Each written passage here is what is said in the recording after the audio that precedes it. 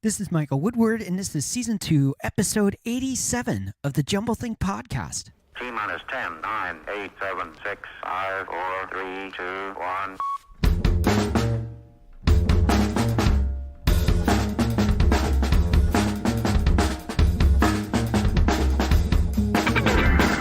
Welcome to the Jumble Think Podcast, where we interview leading entrepreneurs about their journey of turning dreams and ideas into reality. Along the way, they'll share how you can turn your dreams and ideas into reality too. Our guest on today's episode is Ilana Landsberg-Lewis. More about Ilana in a moment. I want to encourage you, if you haven't already, swing on over to your favorite place to listen to podcasts and click that subscribe button. If you like listening on iTunes or Apple Podcasts, go to jumblethink.com/iTunes. And for Spotify, jumblethink.com/Spotify. It will take you right to the app where you can click subscribe. And while you're there, leave us a rating and review. We'd love to hear what you think about today's episode or the podcast in general. So go take a moment and subscribe to the Jumble Think Podcast. Now let's jump into today's episode. Hey there, welcome to the Jumble Think Podcast. My name is Michael Woodward. I am your host. We have an incredible episode lined up for you today. Before we get going, we want to take a moment and thank our sponsors, Floxy and OpportunityInChina.com. Here's a little bit more about Floxy. You have a killer idea for the perfect graphic or website, but you feel stuck and overwhelmed by the cost and skills it takes to create those ideas. Maybe you lack the time you need to create them. No matter the obstacle, it's time to get that idea created.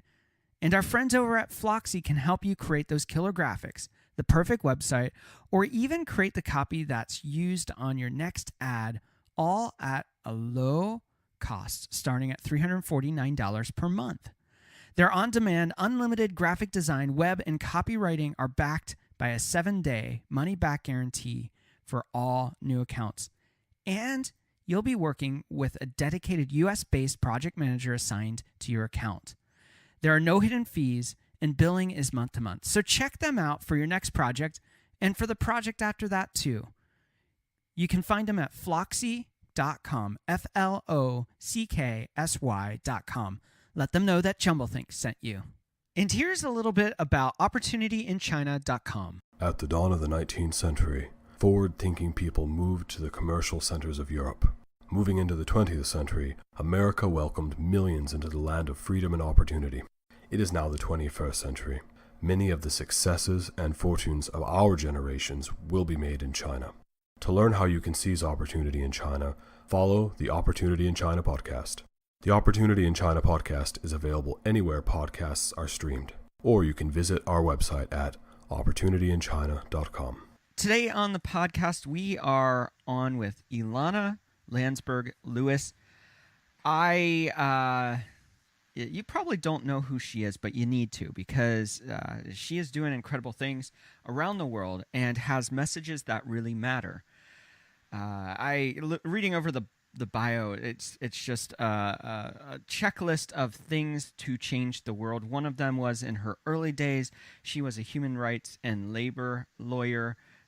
She then was in the United Nations Development Fund for Women, and she's worked with women's groups around the world and has learned that no amount of so-called expertise can replace that of women at the front lines of their own struggle for justice. I love that. And Ilana has been the executive director for the last several years, the Stephen Lewis Foundation, which she co-founded in 2003. A charitable foundation that has sent over $100 million, every penny raised, to sub-Saharan Africa, to community-based organizations at the front lines of the AIDS pandemic.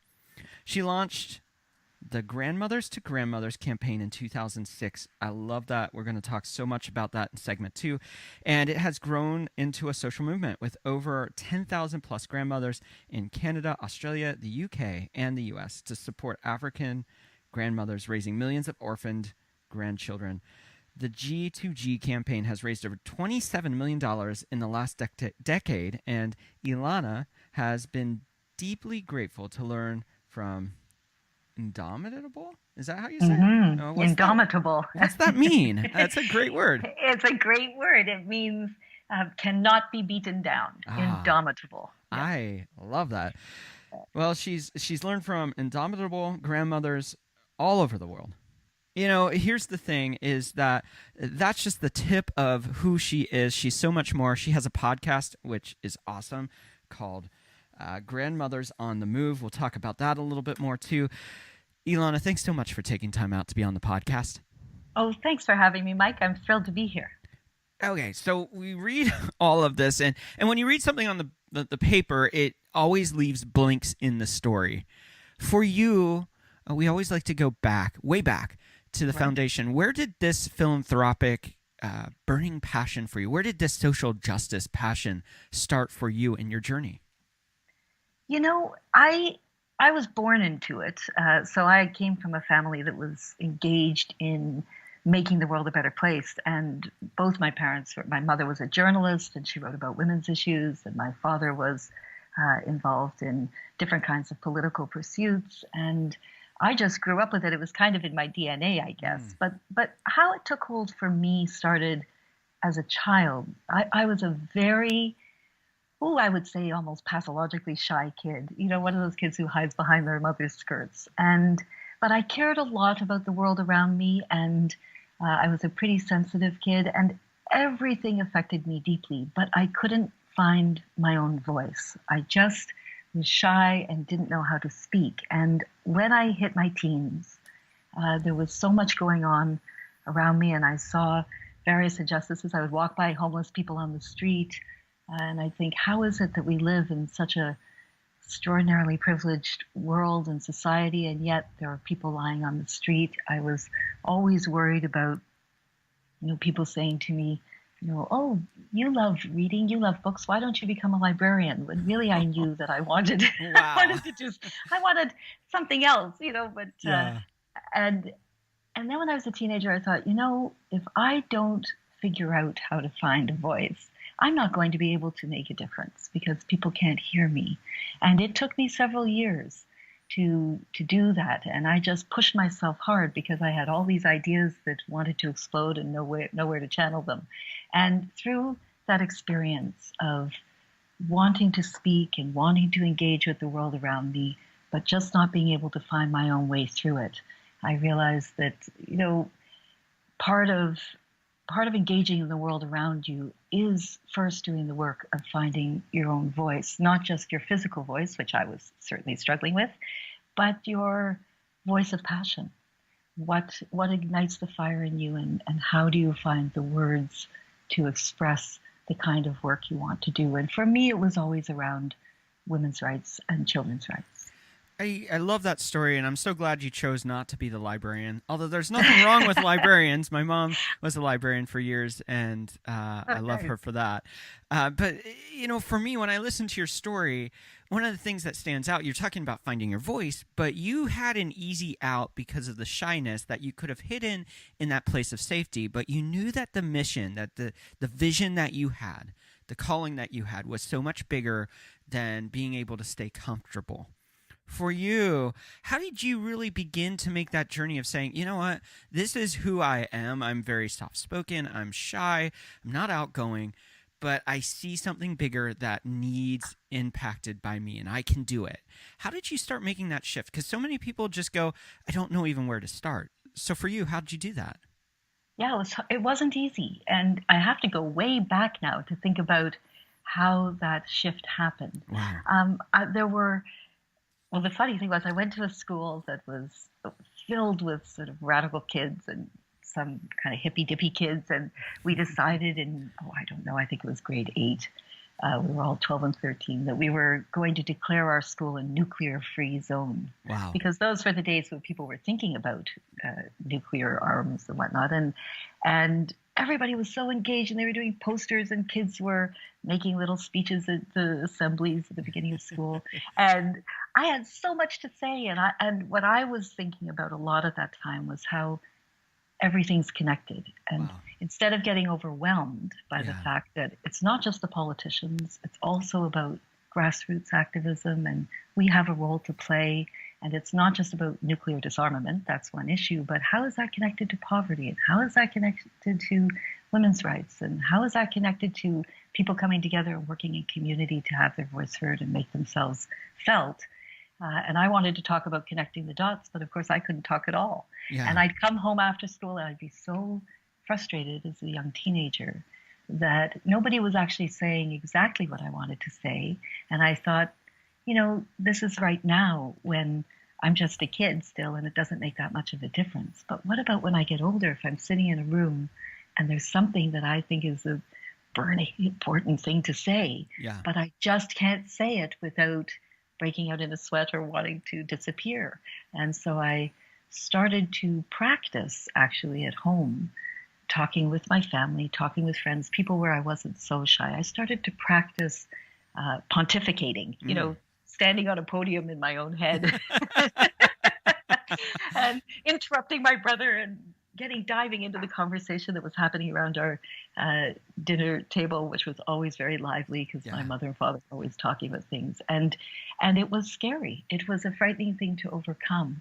But it was more frightening, Mike, to think about never acting on that passion and never being able to find a way to speak.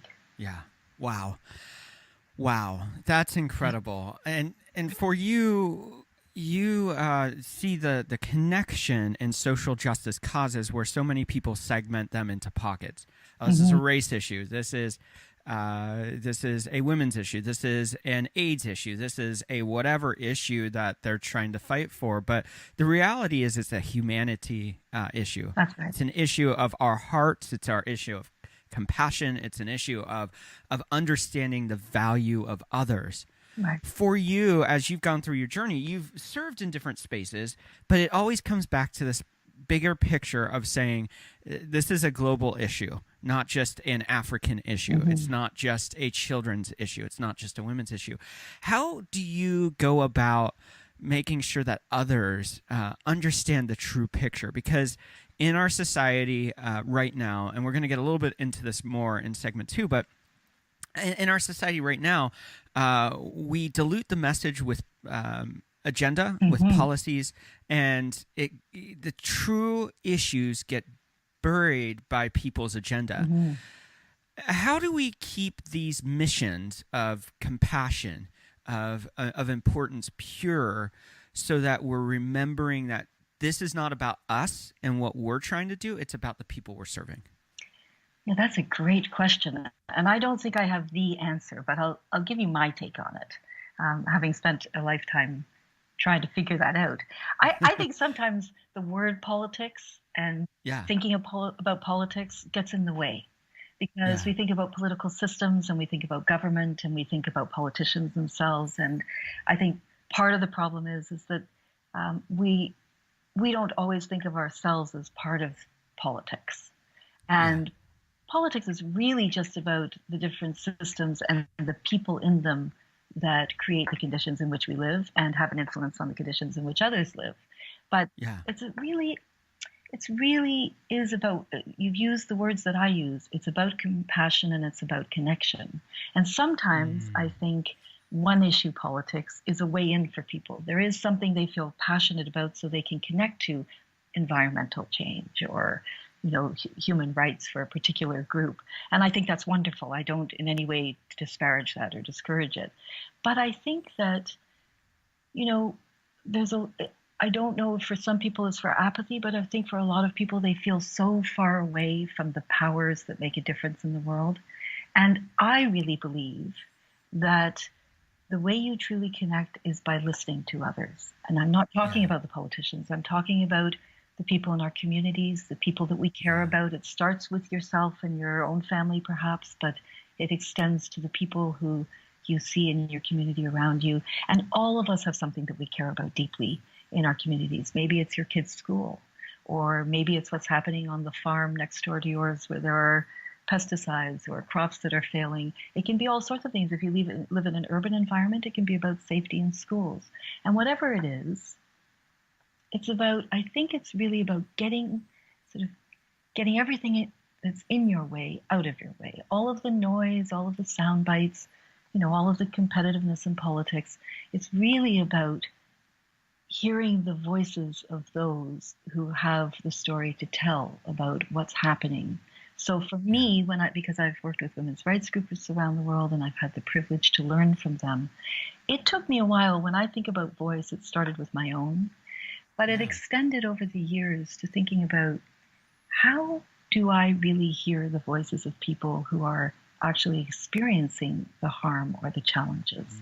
How do I get all the noise out of the way and just hear them? And how do I become a kind of human megaphone for the people whose voices I think need to be heard? And that made it easier for me to connect to issues without feeling like I'm just one person, there's nothing I can do. Because that's never true, really. It's just very much how we feel, because I think we're so distanced from where we think the power really lies. But we know from watching how people do change things, bit by bit, issue by issue, that when people come together at the grassroots, at community level, and make up their minds to change something, when they really listen to each other, there's extraordinary power and action that comes out of that. Love that. I think that's such a powerful way to put it. We always like to end our first segment with 3 questions. The first one, I'm excited to hear your answer because you're doing so much and it's having impact. How are you finding purpose in what you do? Well, we have 1 minute, and it's going to be hours. I find deep purpose in everything I do, because what I do is about improving the human condition and finding the place where I can make a contribution to that in many different spheres, so different ways that I care about, from the personal to community to different issues in the global community like AIDS in Africa or environment. And everything that I do is infused by my deep commitment to making the world a better place for the people around me and for generations to come. And I choose the ways I do that. But as I've said often in life, I'm one of those very fortunate people. I never go to bed thinking, is this all there is to life? I never wake up in the morning thinking, what am I here for? I've sort of made it my mission in life to find the things that resonate deeply for me and where I think I can be, what role can I play that will be most helpful, and roll up my sleeves and dive in. Okay, I'm going to rephrase this next question a little bit to fit what you're doing. Sure. What is one challenge you're currently working to overcome in maybe your organization or in the movements that you're helping to be a part of? What's one challenge you're currently facing? Well, one thing that I have noticed in the work that I do, and you mentioned in my intro, which was very generous, that I work a lot with grandmothers who are involved in social justice work or in the Grandmothers to Grandmothers campaign, where they're supporting African grandmothers who have lost their adult children to AIDS and are raising millions of children orphaned by AIDS. And one of the things that I'm really working hard to overcome in our communities and our society is that older women have a wealth of wisdom and experience and passion, because someone said to me, older women and grandmothers are the most forward-looking people, because when you're younger, you're about your career, you're about security, you're about your own kids, raising your kids, all of that, and you don't have time to look forward. You're in the now so much. But older women, particularly grandmothers, are always looking forward to what's going to happen for the generation that's coming up, their grandkids. And I think that we miss the voices and the intelligence and the savvy and the drive of older women, because I always say when men get older, they become elder statesmen. But when women become older, they're often grannies. And it's not always a promotion. Yeah. And I think we lose a lot by loving our grandmothers, of course, but not seeing them as agents of change. Because when grandmothers put their minds to it, boy, there's no stopping them. Yeah. What is the next big goal you have for everything you're doing? Wow. Well, my next big goal it's a continuation from my answer to your second question, because I'm deeply involved right now in this work with grandmothers in North America, but also around the world. And the next big goal is to have and to deepen the intergenerational conversation that's already beginning. When grandmothers start getting active in, there are all these groups, Grandmothers Against Gun Violence and Grandmothers for various kinds of rights, Grandmothers for Climate Safety, all of these things that grandmothers are getting involved in. There's a really beautiful and powerful intergenerational dialogue that they start, because their grandkids and their adult kids start seeing them as global citizens And Yeah. that's very cool. And I think that can be very powerful. We need more of that. So that's one of the big things on the horizon for me, is to get the Grandmothers and Grandmothers campaign engaging youth. Love that. In a moment, we'll be back with Ilana Landsberg-Lewis. Today's episode is sponsored by Floxy. Here is a little bit more about Floxy. Floxy is your unlimited graphic design, web development, and copywriting team. It's time to stop thinking about those ideas, the next killer graphic, the next perfect website, the perfect copy for your ads, and start getting them created. Their plans start at $349 a month. No hidden fees, month-to-month billing, and you can cancel at any time. So for all of your web development, copywriting, and graphic designs, make sure you check out Floxy at floxy.com. That's FLOCKSY.com. Now let's return to our conversation with Ilana Landsberg-Lewis. We are back with Ilana to go so much deeper into this topic. Before we get rolling, we always like to ask, how can people find and connect with you? Oh, that's a lovely question. Well, I have a website. It's ilanalandsberglewis.com, and Landsberg is with it Landsberg. So you can find me through my website. You can find me on LinkedIn under the same name. I'm all over Facebook, and on Facebook I have a Grandmothers on the Move page. So if you don't get how to spell my name easily, you can always go to Grandmothers on the Move. And all of those will be in the episode notes too. So if you're listening right now, just scroll right down below to your below your player, and you're going to be able to find all of those links. Follow them right over. Continue listening, and then start learning a lot more about what Ilana is doing in all of those fronts.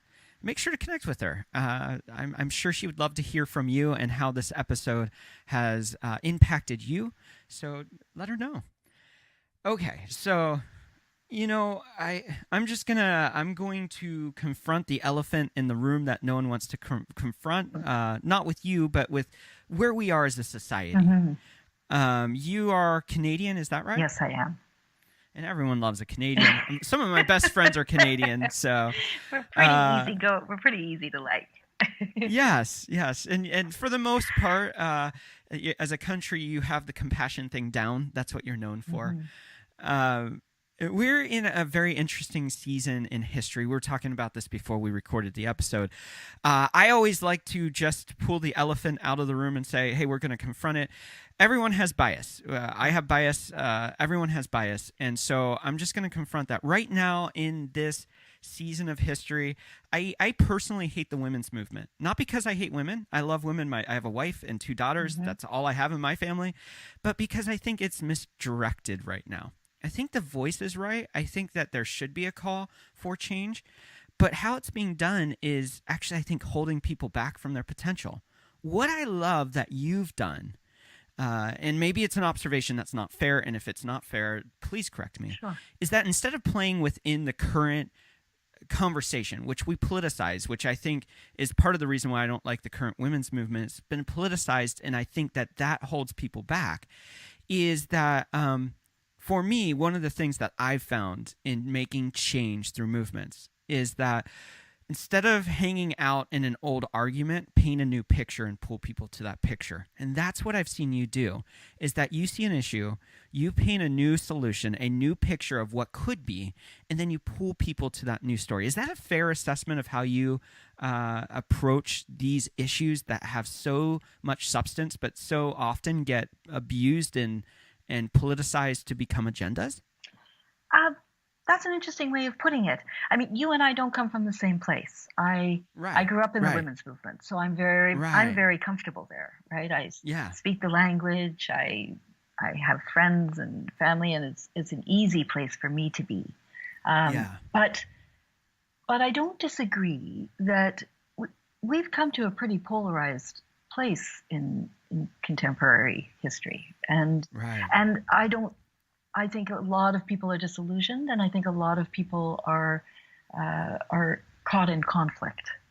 And it sounds trite, Mike, but it's the truth. I mean, we really don't need more conflict. There's No, not at all. a lot of disparity in people's positions. There's a lot of history that goes behind people's experience of democracy, people's experience of opportunity, and whether you agree, whatever side of the table you're sitting on, people's experiences and their own lived realities inform where they come from and how they meet you. Yeah. And I do think that for a lot of people, they get turned off by movements. They get turned off by this idea that there's an ideology or that there's an agenda, just as you said. And I have to say, I'm over it. I'm done with it, because at the root of it is, you want your daughters to grow up in a world where they have all the opportunities they can have, and it doesn't matter what gender they are. You know, you want your daughters to grow up in a world that is compassionate and where people treat each other with respect, and there's room for dialogue, and there's room for difference, and there's room for wildly opposing ideas without hatred, without acrimony, right? I mean, who doesn't want that? And there is a commonality. I don't want to be glib about it because this isn't easy peasy. It's not like, why can't we just all get along? You know, it's, you know, we're not living in the Wizard of Oz. You know, that's not real life. But I do think that there's something to the art of listening. There's something about giving people a place to talk about how they're feeling, what they're experiencing, and to create a space where people can actually hear that, not filtered through agendas and not filtered through anger. And I think some of it is what I was talking about earlier with you, is all of the noise in the way. And I think that noise is quite loud right now. There's a lot of static on the line for people who are trying to hear each other if they have differing opinions. And that is the most unhelpful moment you can arrive at, I think. And I do think that I don't want to pretend about it. I think there's a lot of pain around not being able to hear each other, and a lot of anger. And the one thing we know about pain and anger is that nothing moves forward from those places. It just doesn't.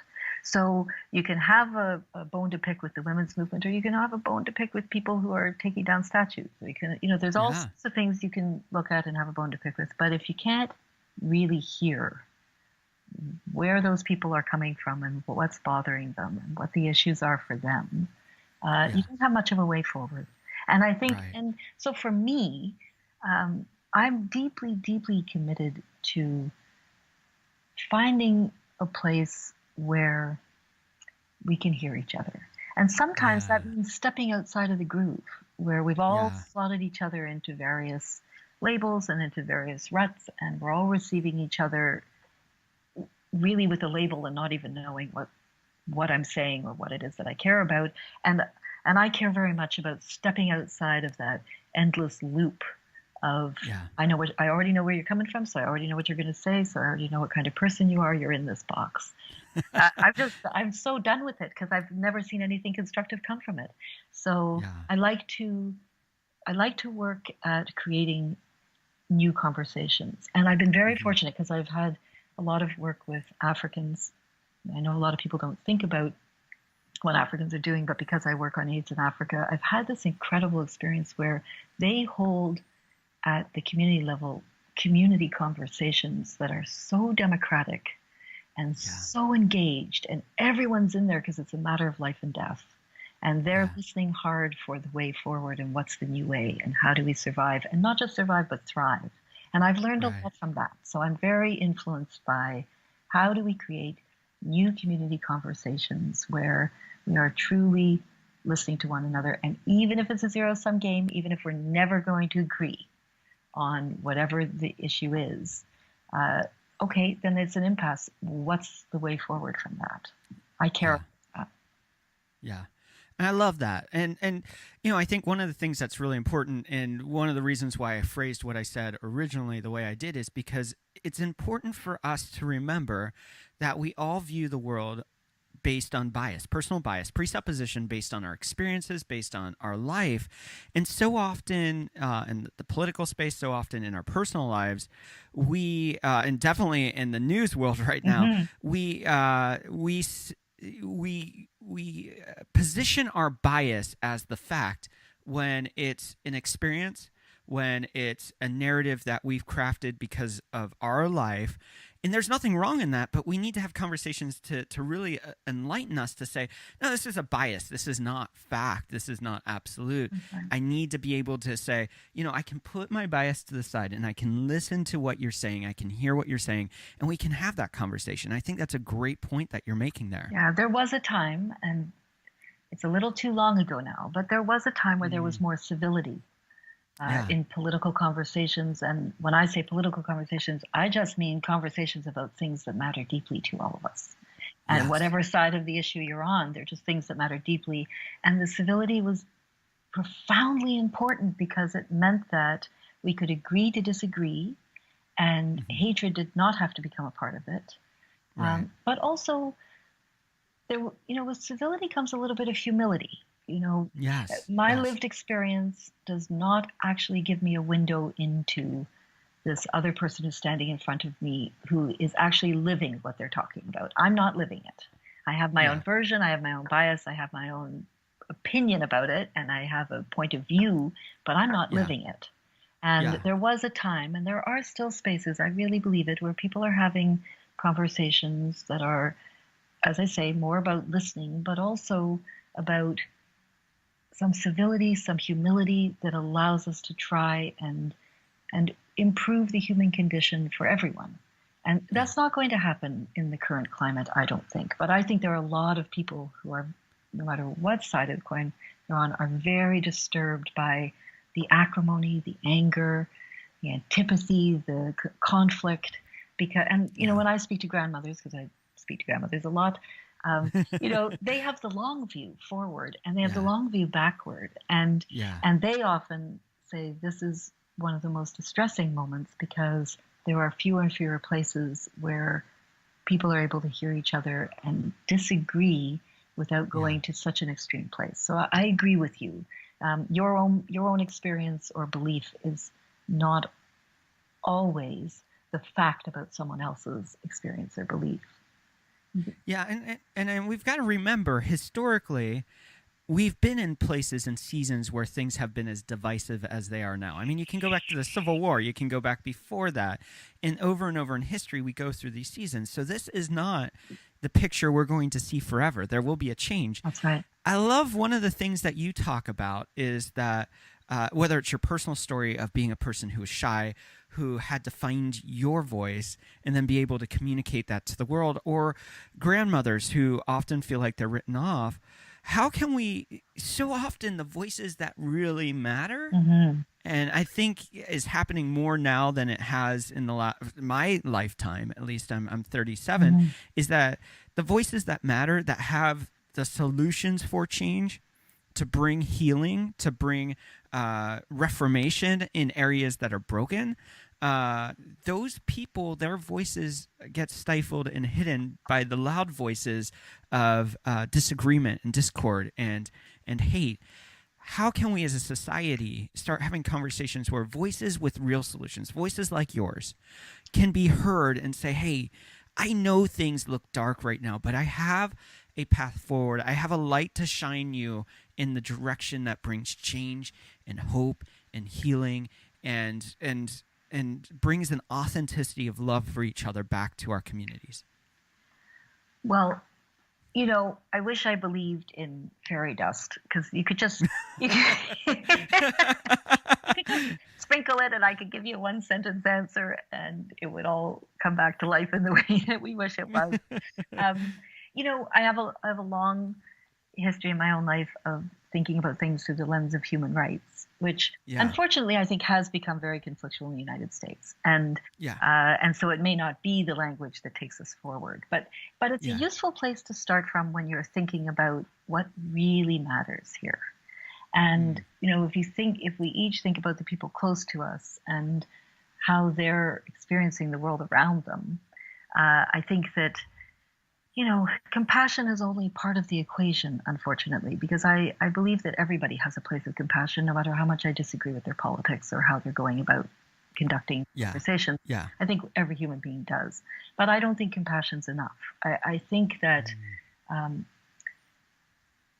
finding...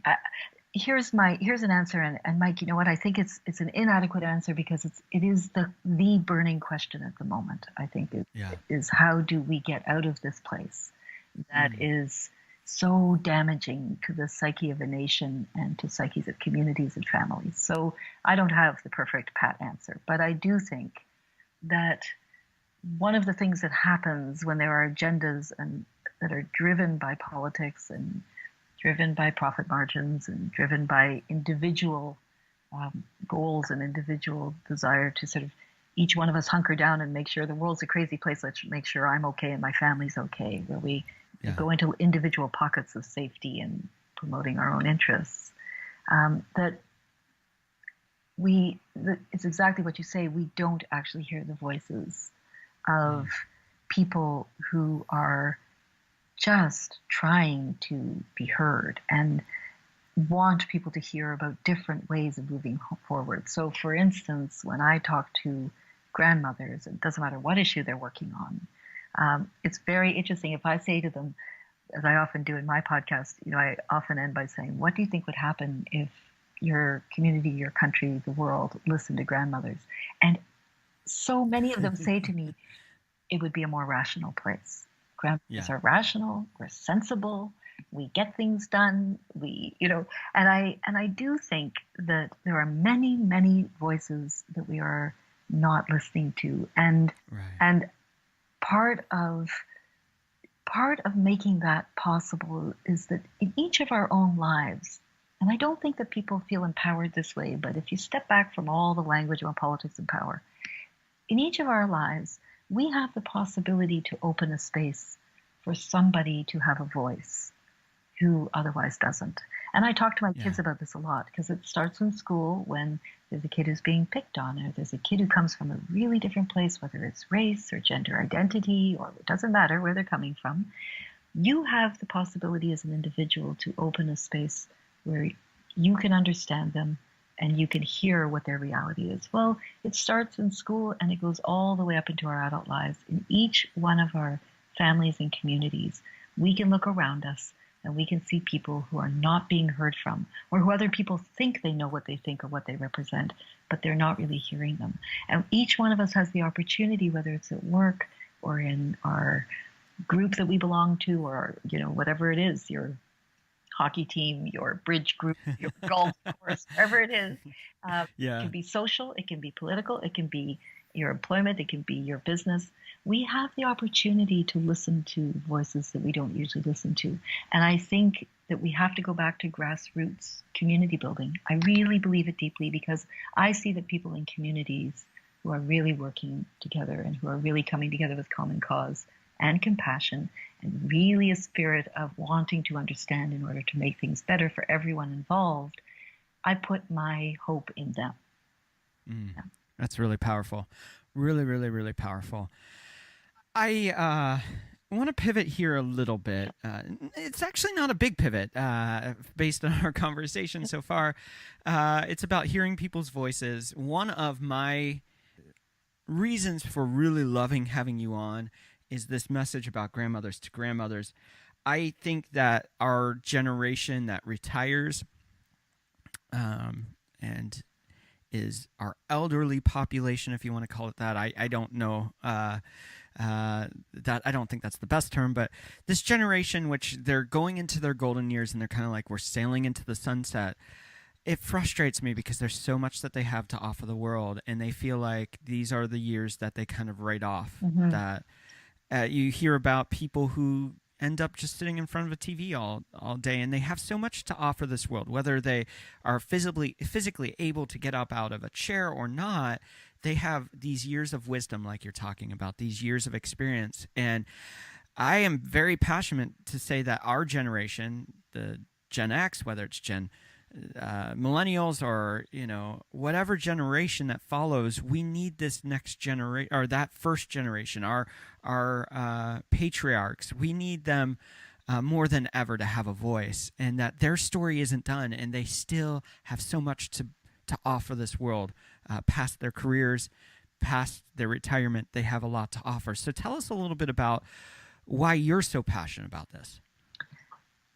Yeah, I really agree with you. I feel strongly about that too. I don't think it's easy, Yeah. because I think that we hear a lot about sort of the cult of youth, and Mm. I think that's true. I think in North America we focus a lot on youth as the hope of the future, and I think that's appropriate. That makes sense to me as the mother of young people, Right. and I look at young people. I'm very inspired by a lot of what they do, but youthfulness and associating vigor and sort of being relevant as Yeah. being young, um, I think has become a little too exclusive.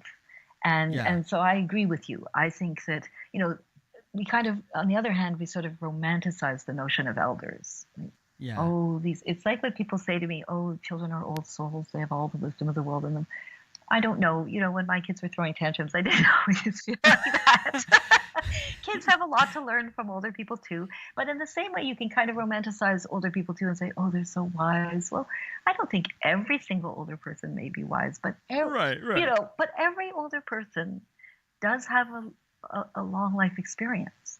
Yeah. And they've lived through other times where they, as you said, you mentioned earlier, in our history, in our respective histories, there's been all sorts of conflict and moments of real despair or real fear or real challenges. So people who have lived longer than we have seen how those things got resolved. They have experience, they have a voice, they always have something to contribute. And I think that they're largely, unless they're um, men mostly or women with power in positions of power who are older. But if you think about just in our normal everyday lives, in business, in work, in social justice, in communities, older people are not front and center, and we certainly don't think of them as agents of change. Right. But Right. but my experience has been that there is an incredible amount that they have to contribute, and Hmm. that when you engage them in the conversation and bring them into the conversations about things that are concerning us right now, things that are really important to us. Sometimes it's in business. Like, everything's going south. What am I going to do? How do I get through this? Or my business is successful, but I still don't feel fulfilled. Something's missing in my life. Or Yeah. everything's going to hell in a handcart and everybody's fighting and politics seems to be a complete quagmire. Is this going to be forever? How do we ever get out of this? When you talk to older people in our community, and different cultures have different ways of thinking of them, elders, patriarchs and matriarchs, leaders, they're thinking of them, but they're part of our human family. Yeah. And not paying attention to this incredible resource, and that's how I see it. They're just a Yeah. fundamental resource. And how nutty is it that you cannot turn to a resource which is growing, because baby boomers are out there getting older and there's just more and more older people in our communities. Why would you not use every resource available to you to meet the challenges of life, which are considerable for everyone? And I think in our own lives, we love our grandmas and grandpas. Those of us who have been fortunate to have close relationships with them have very meaningful and deep memories. But they have other things that they can do beyond those personal nurturing Yeah. relationships. So that's how I Yeah. see it. And I think, again, it's voice, it's listening, but also sometimes you have to really invite people into the conversation. Otherwise, they're not there. And it brings to mind, there's been some really amazing things that grandmothers in particular, but grandfathers, and there's another category of older people who don't have grandchildren, call themselves grandothers. Have, Oh, I didn't know that. very Wow. cool. Grandmothers movement came up with it. It's very cool for women of grandmothering age or grandfathers who want to be involved, or even young people who want to be involved. There's grandmothers and grandothers, and Yeah. there have been a couple of in San Francisco the other day. There was a big environmental march, and 30,000 people marching, and the grandmothers formed a line in front of the protesters because they were painting a mural, a Mm. 2,500-foot mural, and it had Mm. the paintings were community solutions to all of the climate challenges that we're experiencing. Yeah.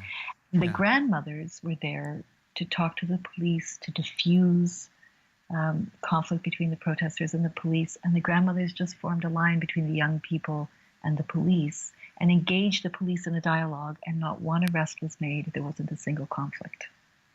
Yeah. And I thought, wow, whatever you believe about those kinds of situations, that's powerful when grandmothers can step in and say, look, there's a way to do this peacefully. This doesn't have to end with people being dragged off or with police engaging in conflict that feels terrible to them too. And they were really seeing both sides of the equation. I thought, yeah, we need a lot more of that. So it almost sounds like you're saying that generation can provide a lot of things. Wisdom, it can provide experience, it can provide perspective that is often missed because of shortness of life, Mm-hmm. a kid not having that experience, but also from the standpoint of an outside perspective.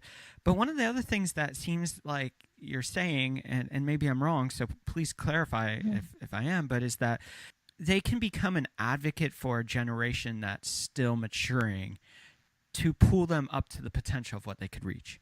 Oh, I believe that. I think that's a very fair thing to say. And I think that the other thing is that in addition to being role models, once they're invited in and they can show different ways of relating to each other, as I was saying, grandmothers in particular are really looking forward to what world their grandchildren are going to inherit. Wow. And they're thinking about it all the time. And all you have to do is talk to a few grandmothers that you know and say, what are you thinking about? What do you care about most? And they're looking at how to make the world a safer, more humane place and a richer place for their grandkids. So they're ready to dive in. They care deeply.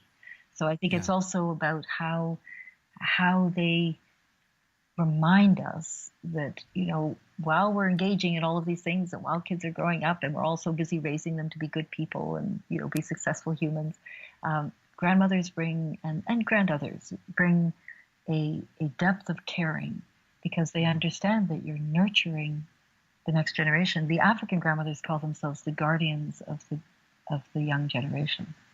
Wow. I love that. I love that. Before we kind of wrap up this segment, I have two final questions. The first one is more related to your podcast. You were telling me a little bit before we started about your podcast and the kind of guests that you're having. Yeah. It got my interest. I'm going to be listening to your podcast and checking it out. Tell us a little bit about your guests and the stories that you're hearing on your podcast.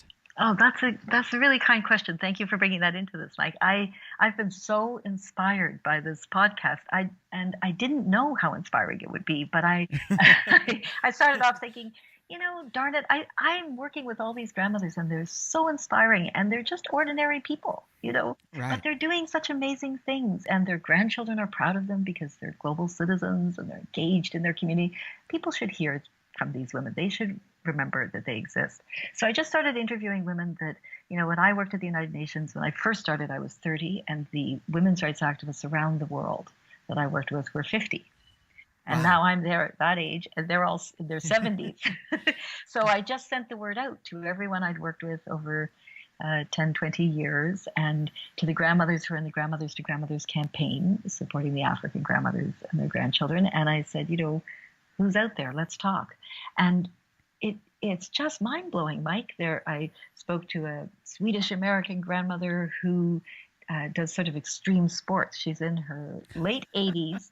She does paragliding she's from Iceland, not Sweden. And she does paragliding and all these things that I would be terrified to do at my age. And she's vigorous every moment of her life. And she's a real inspiration to her children. And she wrote a book about being a grandmother who's lived this amazing life in Iceland and in the States. And I interviewed a grandmother who she was one of the women who was with Daniel Ortega in Nicaragua when they overturned the government, and she was part of Somoza and she was part of the Sandinistas. She took up arms as a young woman, and now she's a grandmother, an older woman, and a feminist and a pacifist. And she is now standing with the young people who are protesting in Nicaragua against the oppressive regime of Ortega. And she's done a total change in her life as becoming an older woman who's watched how taking up arms has not actually been the answer to bringing peace. So they're just from one end of the spectrum to the other. I spoke to a grandmother in the States who does sort of calls herself a fashionista. And when I started speaking to her, totally out of the blue, it turns out that she was one of the first Playboy bunnies back in my the day. goodness. And I said to Crazy. her, "You call yourself a feminist? How do you put those two things together?" And she said, "Oh, in my day, it was sexual liberation to be a Playboy bunny. It was, it was you were either naughty or nice, and it was opening a space for women to express their sexuality in a different way." So there are all these women who have incredible lives, and I've been speaking to. I just spoke to my grandmother, an African grandmother, Mama Zadwa, who her first daughter, adult daughter, died of AIDS very tragically before any drugs were available. And then she went to the clinic because she'd been nursing. She was a retired nurse.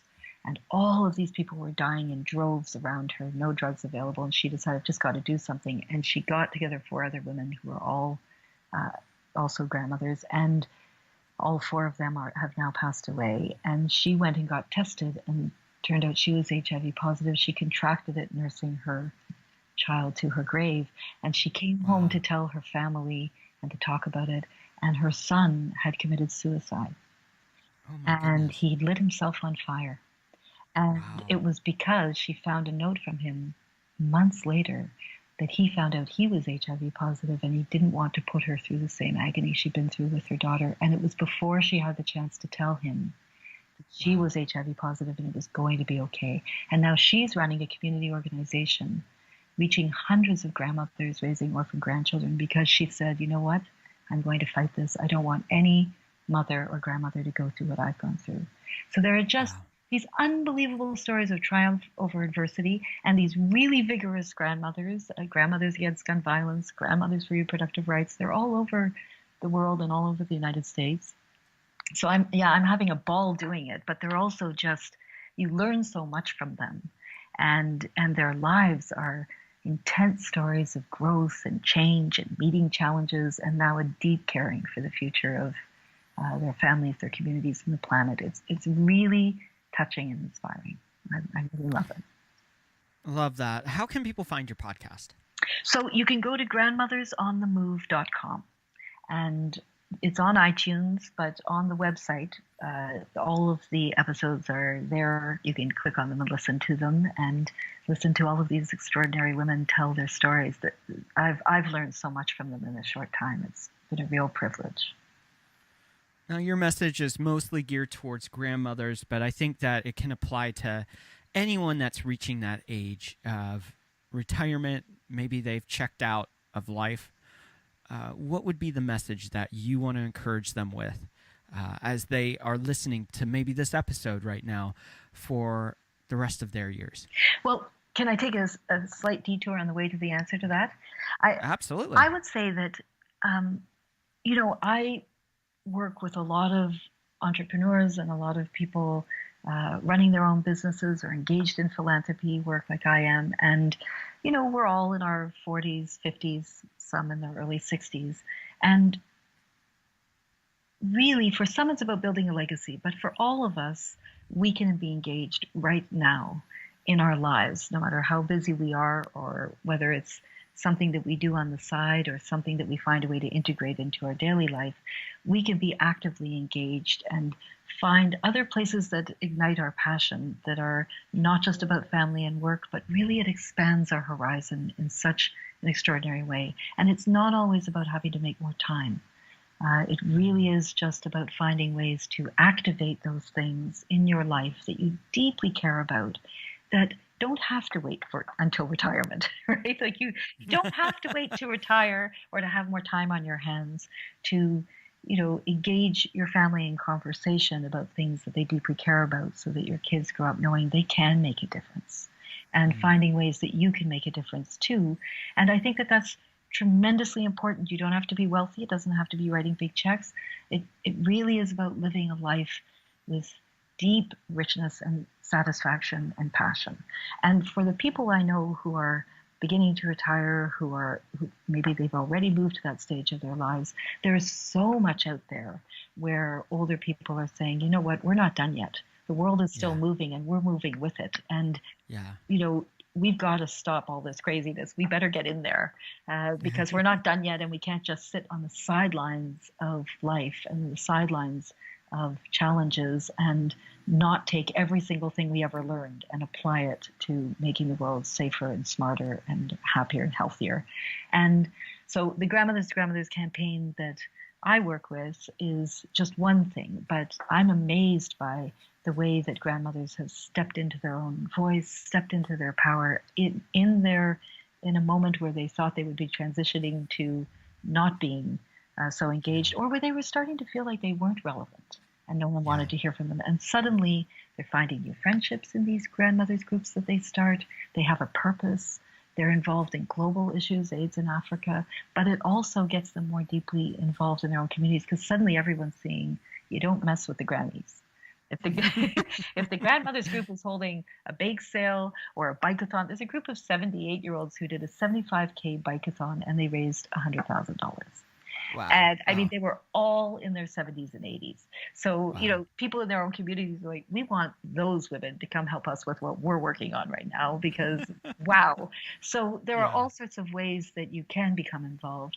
On my podcast, you can hear women who are doing all sorts of, grandmothers who are doing all sorts of things, and you can find your passion. But I think that anything that brings older people, grandfathers too, but particularly grandmothers who I think we don't see well enough, that brings them in, that is really important for all of our futures. And we can start now bringing our own lives into a fuller passion and purpose.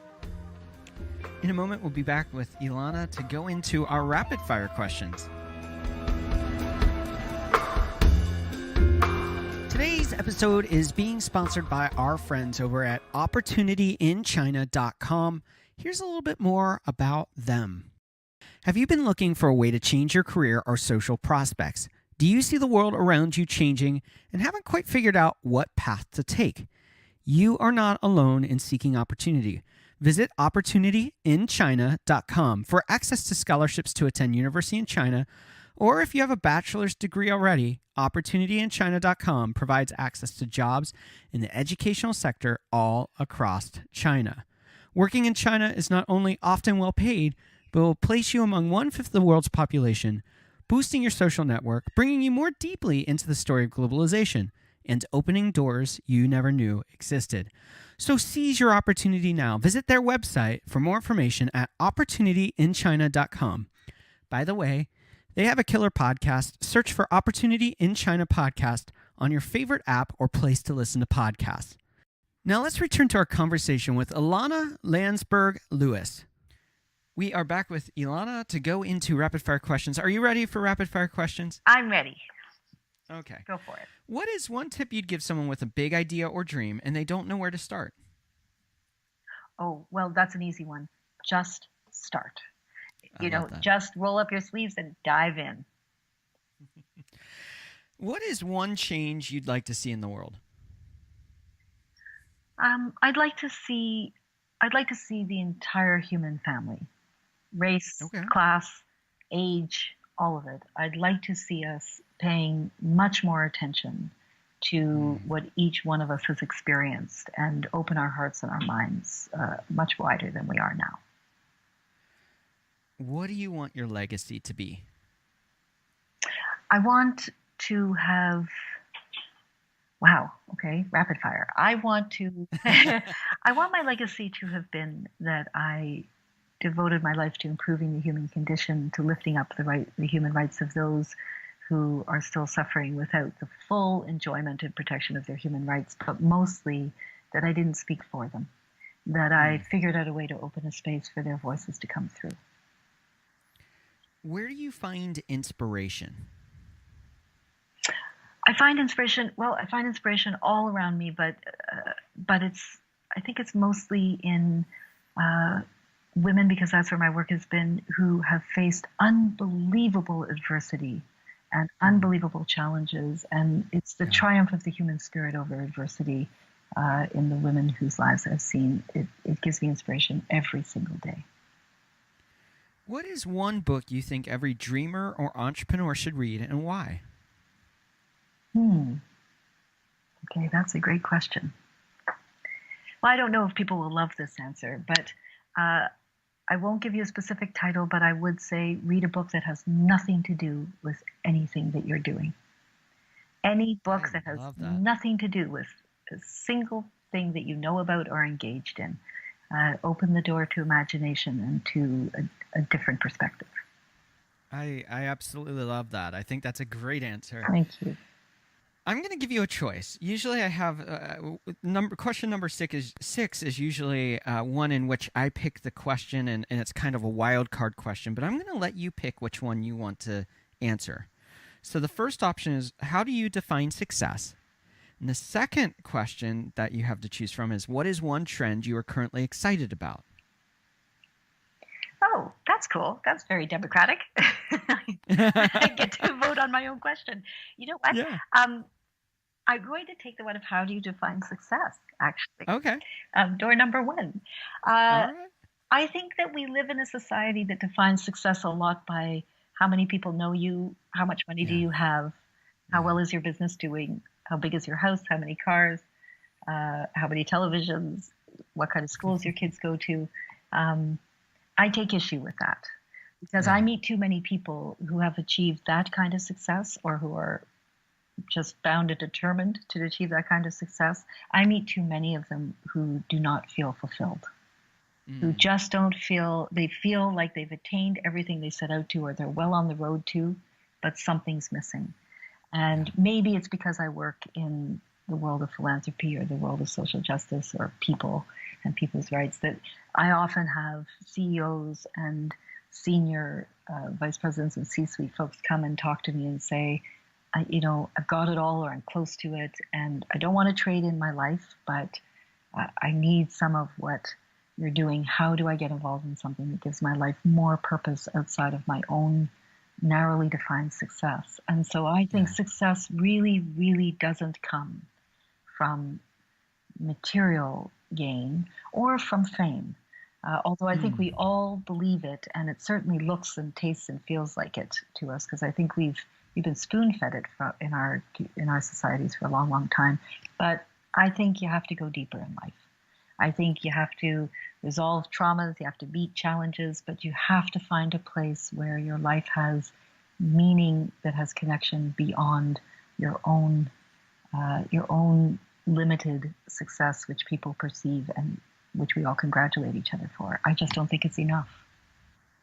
I don't think I could agree more with that. I think you're spot on. I love that. I love that for sure. Okay, as we kind of let you have a choice on the last question, I'm going to let you redefine this question a little bit because the question itself doesn't necessarily apply to you. So I'm going to let you rephrase it however you want. And the question is, what is one habit you find helpful in your life as an entrepreneur? I don't know if you view yourself as an entrepreneur. So how would you define that question, and then how would you answer that? Well, I've never thought of myself as an entrepreneur, but it is true that when you run a foundation, you're running a foundation, a fundraising organization that's trying to do good in the world and trying to support people who are helping themselves. It is running a business after all. And so you do find, for sure. I find that people who work in the sort of not-for-profit sector, often we just kind of knee-jerk reject everything that has to do with the private sector. But I think there's an awful lot around this incredible entrepreneurial spirit that I hear about that has drive and ingenuity and a lot of despair when things fail and then having to start all over again and figure out new ways of being innovative. I think that that's actually quite a powerful piece to bring into the world of not-for-profit and the world of philanthropy. And I think both of them complement each other. So I don't know if I'd call myself an entrepreneur, but I sure do like to look at what entrepreneurs are doing and how they're thinking and bring it into my world. And I think the habit that comes from that and comes from the kind of drive that you have, which I think is quite similar in the not-for-profit world, the habit that I use that I find most helpful in the work part of my life is, and it's not a very popular word, I apologize because I'm not going to say something super groovy, but I know that this is not what people want to hear, but it's discipline. Yeah. It's discipline. And I don't find it hard because I live my life in service to others who are really at the front lines doing the hard work of lifting up their communities. So I'm in service to that work. But in order to be successful in every way that matters to me, it takes discipline.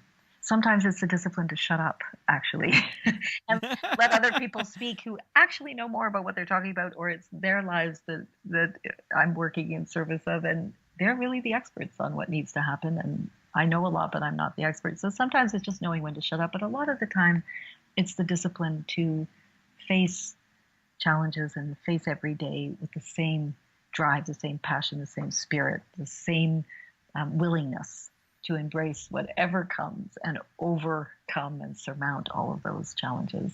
I think that it's not just about drive and spirit and being engaged. I think it takes discipline, and it's very hard work. And I deeply believe that if you care about what you're doing, the discipline is easier to access. Well, talking about discipline, how do you start and finish your day?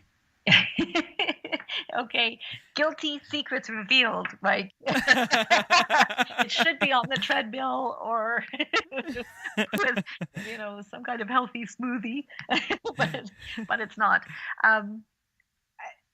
Okay, I'll give you the real candid answer. Yeah. I start and I finish my day with lists. Okay. But they're not just lists of to-do lists. Right. They're it's not meditative either. I'm not going to pretend that I'm someone I'm not, but I wish I had all of that, but I don't.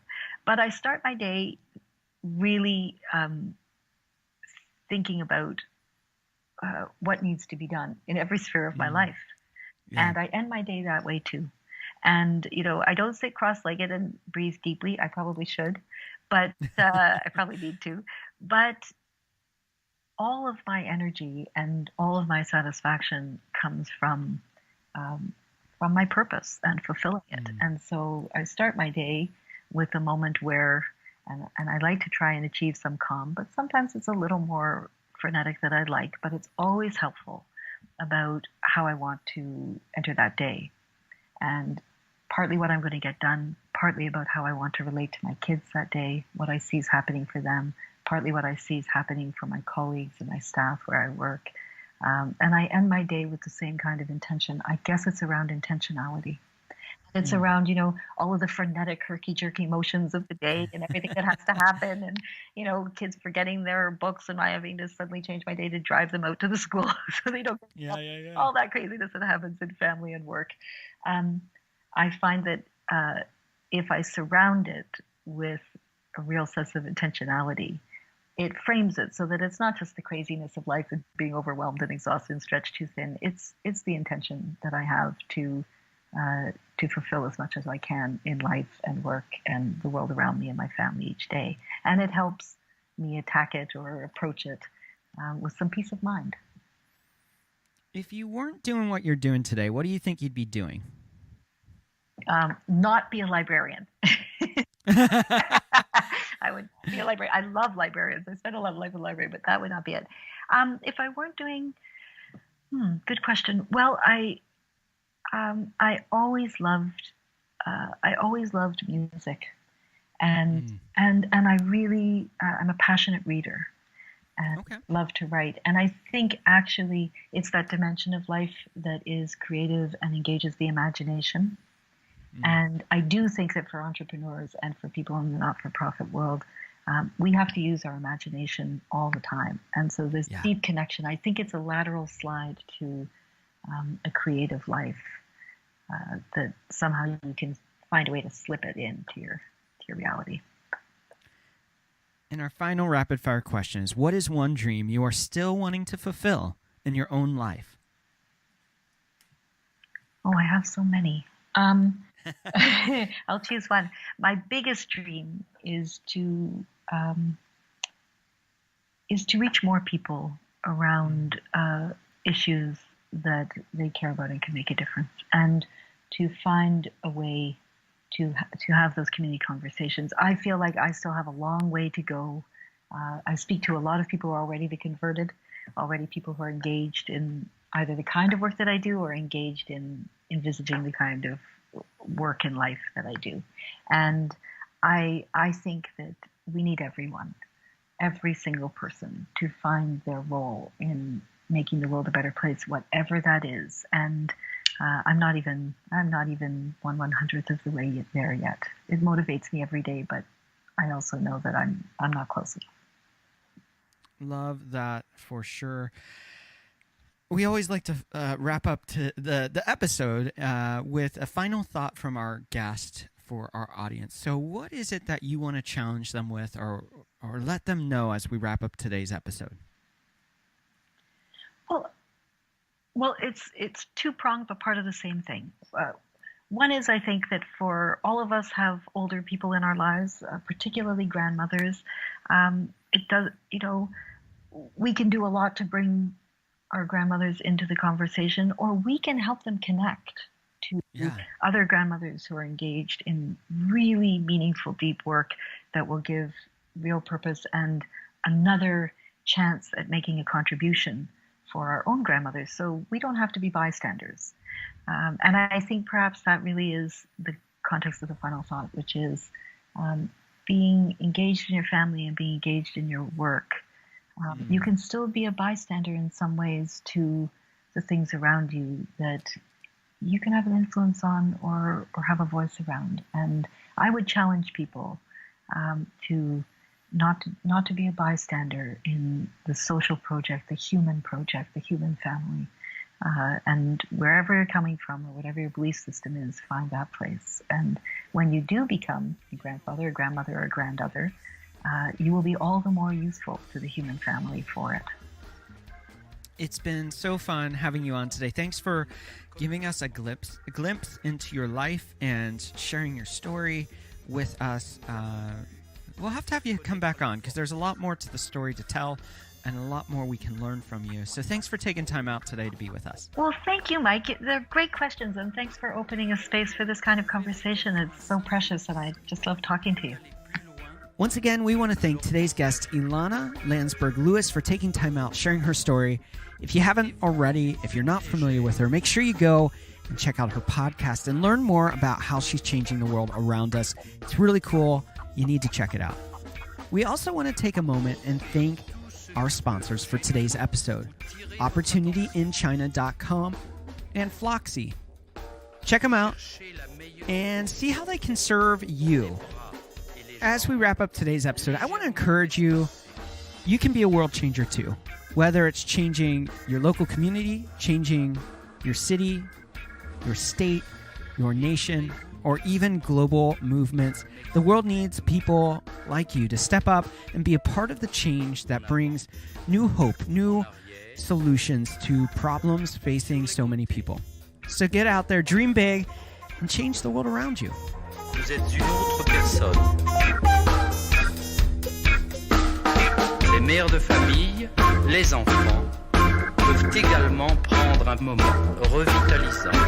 Dans quelques mois, lorsque vous aurez bien saisi la technique et que vous serez maître de votre corps, vous pourrez vous décontracter même en travaillant.